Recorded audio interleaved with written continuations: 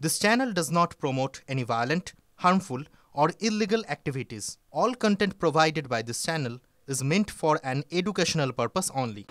ধ্বংস হয়। যাদব পরিষদে র্যাগিং একজনের মৃত্যু হলো, আপনার গাড়িতে হামলা হলো, আরেকজন কালকে পরশুদিন মারা গেলেন। বিশ্ববিদ্যালয়ের অভ্যন্তরে নিয়ে অরাজকতা নিয়ে কি বলবেন?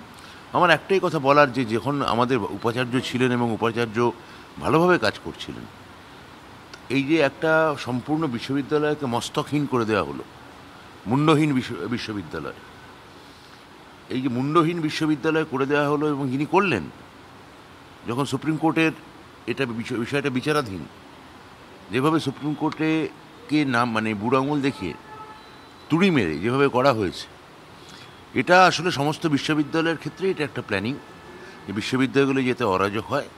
এখন এই অরাজকতার এই কারোর একজন ব্যক্তিগত ইচ্ছা অনিচ্ছা, তার বলি হচ্ছে এই বাচ্চা বাচ্চা ছেলে মেয়েগুলো। আর শেষ প্রশ্ন স্যার, যাদবপুর বিশ্ববিদ্যালয়ের সহ উপাচার্য বলছেন যে নিরাপত্তা রক্ষী আরও প্রয়োজন, এগুলো কি ত্বরান্বিত আপনারা করতে পারছেন না পার্মানেন্ট ভিসি নেই বলে? একটা বিশ্ববিদ্যালয়ে যদি উপাচার্য না থাকেন, এবং যাদবপুরের মতো একটা সেন্সিটিভ বিশ্ববিদ্যালয় যেখানে অতীতেও এরকম ঘটনা বারবার ঘটেছে, সেখানে একটা নৈরাজ্য, স্বাভাবিক নৈরাজ্য হওয়ার কথা। তাও আমি যাদবপুরকে ধন্যবাদ জানাবো যে তারা কলকাতা বিশ্ববিদ্যালয়ে যেমন তলানিতে চলে গেছে র্যাঙ্কিংয়ে, রাজধর্ম পালন করতে গিয়ে, যাদবপুর তাও এরকম একটা সর্বোচ্চ জায়গায় গেছে। কিন্তু এই যে স্থিতি এবং শৃঙ্খলা, এটার জন্য উপাচার্য আসা অত্যন্ত জরুরি। মেয়েটির মা বলছেন যে আমার মেয়ে কী কারণে মারা গেছে, আমি যদি সিসিটিভি থাকতো তাহলে অন্তত জানতে পারতাম, আমি কাউকে দোষারোপ করছি না, যে জানতে পারতাম যে আমার মেয়েটা কী। এটা তো কোর্টের অর্ডার হয়েছে। এবার উপাচার্য আমাদের সঙ্গে এক প্রস্থ কথাও এগিয়ে গিয়েছিল, চিঠি চাপাটি বন্ধ হয়ে গেছে, আমাদের কাছে কোনো কি বলবো কমিউনিকেশন নেই। এখানে ব্যবস্থা যখন আমরা নেব, আমাদের ফিনান্স অলরেডি স্যাংশন করে দিয়েছে, উপাচার্য বসলেই আমার ধারণা কোর্ট যে অর্ডার দিয়েছেন সেগুলো আমরা ফুলফিল করতে পারবো। কলকাতা বিশ্ববিদ্যালয়ের উপাচার্য একজন ছাত্রকে সেন্সর করে দিলেন, এইভাবে কোনো বিশ্ববিদ্যালয়ে একজন ছাত্রকে সেন্সর করতে পারে? আমি জানি না, এটা প্রথম কথা, বিশ্ববিদ্যালয়ের বিধিতে এইভাবে একজন ছাত্রকে আলাদা করে প্রতিহিংসা, ব্যক্তিগত প্রতিহিংসার বশবর্তী হয়ে এইভাবে করা যায় কি না। এমনিতে বিশ্ববিদ্যালয়টা প্রায় র্যাঙ্কিং, অল ইন্ডিয়া র্যাঙ্কিং বলছে যে প্রায় শেষ, ধ্বংস করে দিয়েছেন। সেখানে ছাত্রদের ধরে ধরে এভাবে টার্গেট করা এবং ব্যক্তিগত প্রতিহিংসা মেটানো, এটা খুবই ছাত্র সমাজের পক্ষে দুশ্চিন্তার এবং কলঙ্কের। কোনো উপাচার্য এত নিচে নামতে পারেন, এটা আমার ধারণার বাইরে। কেন্দ্রীয় শিক্ষা সে যাই হোক, কেয়ারটেকার হোক বা যাই হোক, নামে যাই হোক, আমি মানি যে ময়ূর পুচ্ছ ধরা গায়ে জড়ালেও কাকই থাকে, কিন্তু কিন্তু কিন্তু ছাত্ররা এই কাকেদের ঠক্কর খাচ্ছে, এটাই বলতে পারি।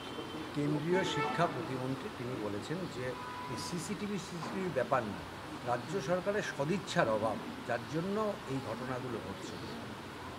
এখানে একটি মেয়ের অ্যাক্সিডেন্ট হয়েছে, এই মেয়েটির অ্যাক্সিডেন্ট নিয়ে আমি শিক্ষা প্রতিমন্ত্রীকে বলবো, রাজনীতি না করে মেয়েটি পরিবারের পাশে দাঁড়ান, মেয়েটি পরিবারের সঙ্গে সহানুভূতি দেখান, এবং প্রশাসন বা পুলিশকে যাতে পুলিশ স্বাধীনভাবে কাজ করতে পারে তার নিশ্চয়তা দিন।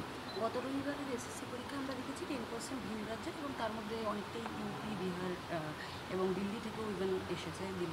তো আশা করছি কালকের পরীক্ষাতেও আমরা বেশ কিছু সম্পর্কে দেখতে পাবো। এটা নিয়ে কী বলবেন, যেখানে বাংলা নেই? এটা বোঝাই যাচ্ছে বাইরের রাজ্যে কোনো চাকরি নেই, বিজেপি শাসিত রাজ্যগুলো কোনো চাকরি নেই, তারা ছেলেমেয়েরা এখানে চলে আসছে। এবং বাংলা যেহেতু কখনোই, আমরা কি এই বাইরের রাজ্য থেকে আসা ছেলে মেয়েদের অপমান করব? বাইরে থেকে যে আইসিএসসি যারা পরীক্ষা দিতে আসছে তাদের কি আমরা হিন্দি বলছে বলে তারা করব? আমরা করব না। আমাদের সব ভাষাকে আমরা ভারতের সংবিধানকে মান্যতা দিয়ে, ভারতের যে সংঘীয় ধাঁচা, যে ফেডারেল স্ট্রাকচার, তাকে মান্যতা দিয়ে আমরা তাদের বলবো আপনারা আসুন, আপনার পরীক্ষা দিন, এবং এখানে স্বচ্ছতার সঙ্গে ট্রান্সপারেন্সির সঙ্গে পরীক্ষাটা হবে। আপনাদের ওখানে পরীক্ষা হয় না, বিজেপি শাসিত রাজ্যগুলো পরীক্ষা হয় না, আপনাদের ওখানে বছর বছর এতগুলো বেকার তৈরি হচ্ছে। আমি চাইবো যে আপনারা যদি পশ্চিমবঙ্গ, মমতা বন্দ্যোপাধ্যায় যদি কিছু মানুষকেও বাইরের রাজ্যে চাকরি দিতে পারেন, সেটা তো আমি বলবো বিরাট জয়। স্যার লাস্ট কিন্তু এক্সামটা আপনি যখন বলছেন একই সঙ্গে এখানকার বিরোধী দলনেতা তিনি প্রত্যেকটা পরীক্ষার আগে প্রথমে বললেন প্রশ্ন ফাঁস হয়ে গেছে, প্রশ্ন ফাঁসটা দেখান, হ্যাঁ বলছেন, আবার পরীক্ষার অডিওটা পর- দেখান। পরীক্ষার পর যেভাবে ক্রিটিসাইজ করে, এটা তো যারা পরীক্ষার্থী এবং ভবিষ্যতে যারা পরীক্ষা দেবে তাদের মধ্যে অনেকগুলো প্রশ্নের মানে কি বলবেন এই এখন ঘটনা হচ্ছে আপনার এই প্রশ্ন আর আপনার এই ব্যাখ্যা, এটা যখন আপনার চ্যানেলে খবর দেখাবে তখন এইটা থাকবে না, থাকবে হচ্ছে আমার কণ্ঠ, সঙ্গে আপনার যে ব্যাখ্যাটা সেটা সামাও কোথাও একটা চলে যাবে, অদৃশ্য হয়ে যাবে। এবার যখন যেদিন আপনার ব্যাখ্যা এবং আমার কণ্ঠ একসঙ্গে মিলেমিশে একাকার হয়ে একাকী গায়কের নয় তো গান হয়ে গাহিতে হবে দুইজনে, যেদিন হবে সেদিন আমি এটা নিয়ে আরও স্পষ্ট করে বলতে পারবো। একটু যদি বলে দেন না, একক গান হিসেবে। প্রথম কথা হচ্ছে যে বলেছিলেন যে ভিডিও অডিও ফুটেজ দেখাবেন, প্রশ্নপত্র ফাঁস দেখাবেন বলেছিলেন বিরোধী দলনেতা, কোনো কিছুই দেখাতে পারেননি। আমি আবার বলবো, অনুরোধ করব বা তাকে বলবো যে ছাত্রছাত্রীরা পরীক্ষা দিয়ে মুখ্যমন্ত্রীর উপর ভরসা দিয়ে তারা এত লক্ষ লক্ষ ছেলেমেয়ে পরীক্ষা দিচ্ছেন, তাদের অকারণ বিভ্রান্ত করে লাভ নেই। সরকার দৃঢ়প্রতিজ্ঞ, স্বচ্ছতার সঙ্গে পরীক্ষা নেবে, মেধাকে প্রায়োরিটি দেবে এবং মুখ্যমন্ত্রীর হাত দিয়েই এদের অ্যাপয়েন্টমেন্ট লেটার আসবে। স্যার লাস্ট এক্সামটা নিয়ে খুব বেশি কোনো জায়গা থেকে কমপ্লেন আসেনি, দপ্তরের অ্যাসেসমেন্ট কি লাস্ট এক্সামটা? দপ্তর ঠিকই আছে, দপ্তরের কোনো অসুবিধা নেই, দপ্তর এসএসসিকে সর্বতোভাবে সহায়তা করবে, এটাই আমাদের দপ্তরের ভিউ।